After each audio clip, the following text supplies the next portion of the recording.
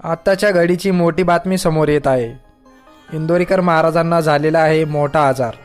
इंदोरीकर महाराज देत आहेत एका मोठ्या आजाराला झुंज. मी असं का म्हटलेलं आहे, माझ्या बोलण्याचा अर्थ काय आहे, याचे उत्तर मी तुम्हाला या व्हिडिओमध्ये सांगणार आहे. तुम्ही फक्त हा व्हिडिओ शेवटपर्यंत नक्की बघा, कारण मी तुम्हाला सविस्तर सगळं सांगणार आहे. तर चला मग सुरुवात करूया.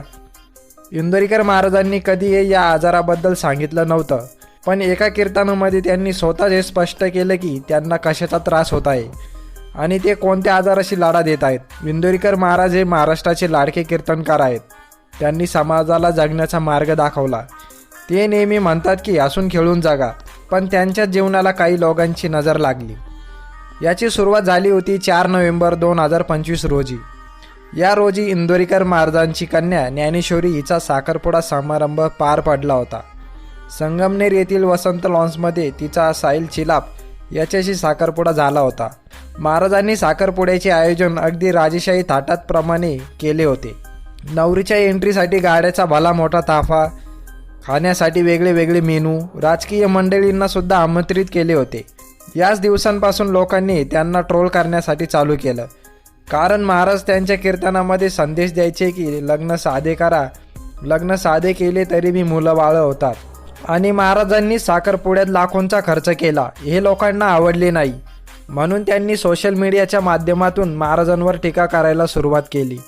यावर काही महाराज कीर्तनकारांनी सुद्धा स्पष्टीकरण दिलं होतं की महाराजांनी फक्त त्यांच्या मुलीची हौस पूर्ण केली. एक वडील म्हणून त्यांनी त्यांचे कर्तव्य निभावलं, म्हणून त्यांनी हा साखरपुडा समारंभ मोठा केला. इंदोरीकर महाराजांनी सुद्धा त्यावर स्पष्टीकरण दिलं होतं की मी फक्त गरीब लोकांना हा संदेश दिला होता की कर्ज काढून लग्न करायची गरज नाही आहे, साधी लग्न केलं तरी मुलं होतात. महाराजांनी स्पष्टीकरण देऊनही लोकांनी या प्रकरणाला उचलून धरलं आणि महाराजांवर मोठ्या प्रमाणात टीका करायला सुरुवात केली. महाराजांना आणि त्यांच्या मुलीच्या कपड्यावरही टीका करायला सुरुवात केली. काही दिवसांनी महाराज भडकले आणि एका कीर्तनात म्हणाले की राजकीय लोक एवढे खर्च करतात, त्यांना कोणी काही बोलत नाही. मी साखरपुडाच मोठा नाही केला तर पूरग्रस्तांनाही लाखोचा मदत केलेला आहे. अनाथ मुलांना सांभाळतो आणि गोशाळाही चालवतो. हे लोकांना दिसलं नाही, मी फक्त साखरपुडा मोठा केला हेच दिसलं. नंतर ते भडकले आणि म्हणाले साखरपुडा छोटा होता, लग्न याहूनही मोठा करेल, काय करायचं ते करून घ्या, लग्नात मी कोटीचा खर्च करेल. लोकांनी महाराजांच्या मुलीच्या कपड्यावर बोलण्यामुळे महाराज म्हणाले होते की मी कीर्तनाची सेवा खाली ठेवतो असं ते म्हणाले होते, पण त्यांनी कीर्तन सेवा काही बंद केली नाही आणि कीर्तन चालूच ठेवलं. लोकांनी याच्यावर टीका करायला चालू केली की महाराजांना पैसा कमावण्याची लालसा आहे, ते कीर्तन काही बंद करणार नाही, ते फक्त लोकांची सात्वन मिळवण्यासाठी हे असं बोलत आहेत. नाशिकच्या एका कीर्तनात महाराज म्हणाले की फक्त जो पैसा माझ्या मुलीच्या साखरपुड्यात खर्च केला यावरच लोकांनी इतक्या खालच्या पातळीवर माझ्यावर टीका केली. मी किंवा माझ्या परिवाराने किती कष्ट घेतले, किती कष्ट सहन केले हे कोणालाच दिसलं नाही. मी दिवस रात्र एक केले, 8 दिवस परिवारापासून मुलाबाळापासून दूर राहिलो. एका दिवसाला 3 कीर्तनं करणं साधी गोष्ट नाही. मी रस्त्यावर राहून कीर्तन केली.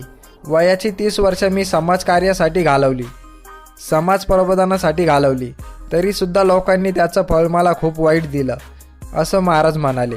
महाराज अजून म्हणाले की मी बेंबीच्या देठापासून बोलतो, मला हृदयाचा आजार आहे, मला कधीही कीक बसू शकते, माझ्या हृदयाला सूज आलेली आहे, माझ्या सगळ्या बरगाड्या सैल झालेल्या आहेत, कधीही माझं जय हरिविठ्ठल होऊ शकतं, तरीसुद्धा मी दिवसाला 3 कीर्तन करतो, हलक्या हाती 4ही करतो, नाहीतर मला झोप येत नाही, कधी कधी तर जवळ असेल तर 5ही करतो असं महाराज एका कीर्तनात बोलले.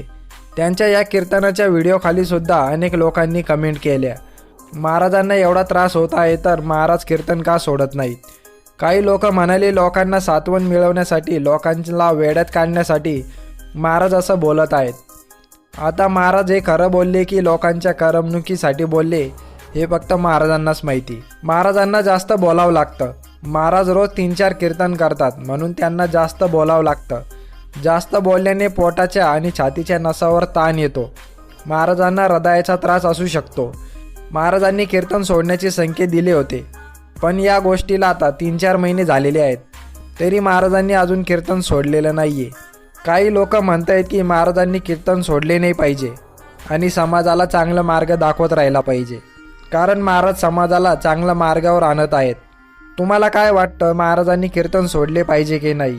जर तुम्हाला महाराजांबद्दल काही वाटत असेल तर तुम्ही कमेंटमध्ये नक्की कळवू शकता. व्हिडिओ बघितल्याबद्दल धन्यवाद आणि व्हिडिओ आवडला असेल तर चॅनलला सबस्क्राईब करा आणि व्हिडिओला लाईक करा.